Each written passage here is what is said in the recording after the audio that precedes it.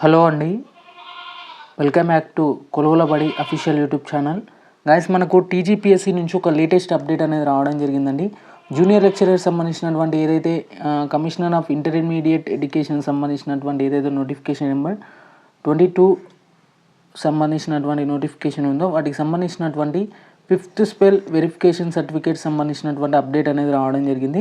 అంటే 5th స్పెల్కి సంబంధించినటువంటి సివికి సంబంధించినటువంటి లిస్ట్కి సంబంధించి రిలీజ్ చేయడం జరిగింది.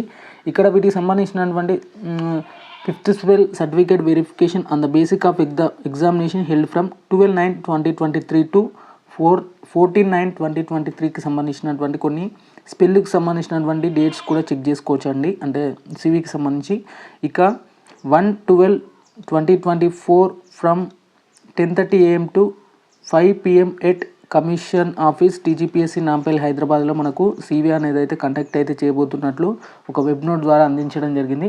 అంటే ఈ రోజు నుంచి అయితే మనకు ఈరోజైతే ఇక సివి అయితే ఉండడం జరుగుతుందండి. ఇక సివికి సంబంధించి మనకు ఏమేమి సర్టిఫికేట్స్ తీసుకెళ్లాలంటే ముందుగా వచ్చేసి చెక్ లిస్ట్ అంటే ఏం లేదంటే మీ బేసిక్ ఇన్ఫర్మేషన్ డాటాని చెక్ లిస్ట్ అంటారు. మీ బేసిక్ ఇన్ఫర్మేషన్ని చెక్ లిస్ట్ ఫిల్అప్ చేయాల్సి ఉంటుంది.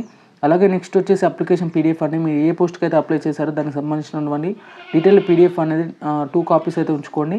నెక్స్ట్ వచ్చేసి హాల్ టికెట్ మ్యాండేటరీ, అలాగే date of birth certificate as per the SSC memo ప్రకారం ఉండాలి. ప్రొవిజనల్ అండ్ కాన్వకేషన్ సర్టిఫికేట్ సంబంధించి మార్క్స్ మేము అడుగుతారు. అలాగే నెక్స్ట్ వన్ వచ్చేసి 1st to 7th క్లాస్ వచ్చేసి బోనాఫైడ్స్ అడుగుతారండి, లేదంటే మీరు రెసిడెన్సీస్ తీసుకెళ్లాల్సి ఉంటుంది. నెక్స్ట్ వచ్చేసి ఇంటిగ్రేటెడ్ కమ్యూనిటీ సర్టిఫికేట్ అడుగుతారండి. ఇందులో మీ యొక్క ఫాదర్ మదర్ నేమ్ అనేది ఉండాలి, ఖచ్చితంగా ఇన్సర్ట్ అయి ఉండాలి. లేదంటే మీరు ఉమెన్ క్యాండిడేట్స్ అయితే మాత్రం ఖచ్చితంగా మీ యొక్క ఫాదర్ నేమ్ లేదా మదర్ నేమ్ ఇష్యూ చేసిన సర్టిఫికేట్ మాత్రమే తీసుకెళ్ళండి. ఏమైనా ఇష్యూస్ వస్తే మాత్రం పెండింగ్ అని రాస్తారు. ఖచ్చితంగా మీ పెండింగ్లో మీరు వాటికి సబ్మిట్ చేయాల్సి ఉంటుంది. నాన్ క్రిమి లేయర్ సంబంధించి ఓబీసీ క్యాండిడేట్స్ ఎవరైతే బీసీ క్యాండిడేట్స్ ఉంటారో వారు నాన్ క్రిమి లేయర్ అయితే ప్రొడ్యూస్ చేయాల్సి ఉంటుంది. ఇక ఓబీసీ అయితే నాట్ అలౌడ్ అండి, దీనికి సంబంధించి కూడా చెక్ చేసుకోవచ్చు. ఇక ఈడబ్ల్యూఎస్ వచ్చేసి ఖచ్చితంగా మీ సేవ ద్వారా ఫైనాన్షియల్ ఇయర్ ఆఫ్ 2022కి సంబంధించినటువంటి ఈడబ్ల్యూఎస్ సర్టిఫికేట్స్ని తీసుకెళ్లాల్సి ఉంటుంది. ఇక ప్రూఫ్ ఆఫ్ ఏజ్ రిలాక్సేషన్ సంబంధించి క్యాండిడేట్స్ సంబంధించి సర్వీస్ సర్టిఫికేట్ తీసుకెళ్లాల్సి ఉంటుంది. ఎన్ఓసీ వచ్చేసి ఇన్ సర్వీస్ క్యాండిడేట్స్ ఎవరైతే గవర్నమెంట్ ఉద్యోగాలు చేస్తున్నారో ప్రస్తుతానికి వాళ్ళైతే ఎన్ఓసీ తీసుకెళ్లాల్సి ఉంటుంది.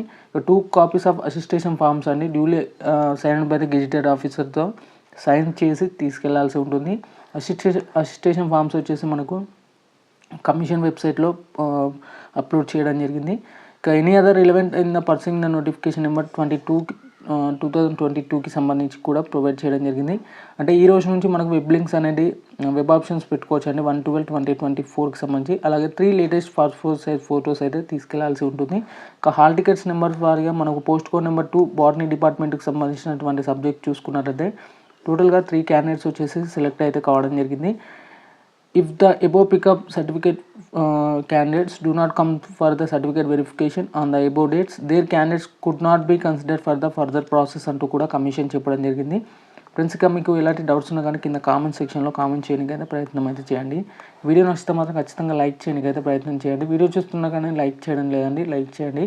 అలాగే మన ఛానల్ని కొత్త వాళ్ళు చూస్తున్నట్లయితే సబ్స్క్రైబ్ చేసుకోండి. Thank you friends, thank you everyone.